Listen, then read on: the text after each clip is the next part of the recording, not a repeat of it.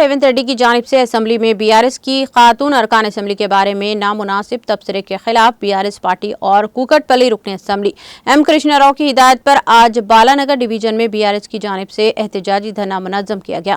Corporator ए रविंद्र रेड्डी की ज़ेर क़ियादत मुनज़्ज़म करदा एहतजाज में बीआरएस पार्टी कायदीन, ख़वातीन कायदीन, कारकुनान, कॉलोनी और बस्ती एसोसिएशन के अरकान ने शिरकत की।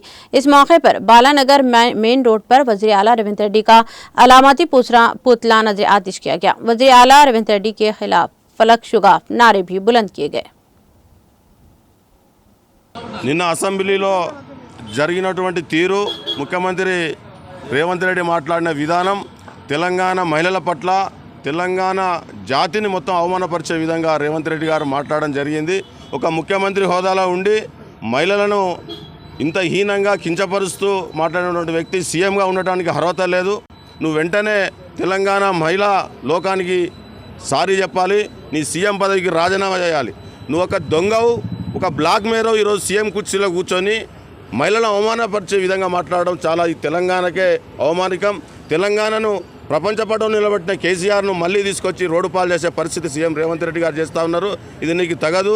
తెలంగాణ విలువలను కాపాడాలని తెలంగాణ ప్రజలు నీకు ఓటేసి గెలిపిస్తే ఈరోజు తెలంగాణ మహిళలను, తెలంగాణ ప్రజలను ఇలా అవమానపరుస్తూ ఈరోజు అట్లాంటి మాటలు మాట్లాడడం అంతైనా నీకు సరికాదు।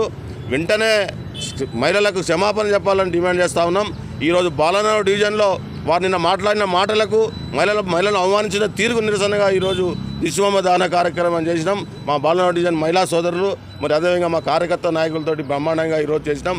మా యొక్క డిమాండ్ అదే, నువ్వు వెంటనే తెలంగాణ మహిళలకు సారీ చెప్పాలా, పదవికి రాజీనామా చేసి తొలగాలి అని డిమాండ్ చేస్తూ ఉన్నాం। జై తెలంగాణ, జై తెలంగాణ, కేసీఆర్ గారి నాయకత్వం, కేసీఆర్ గారి నాయకత్వం।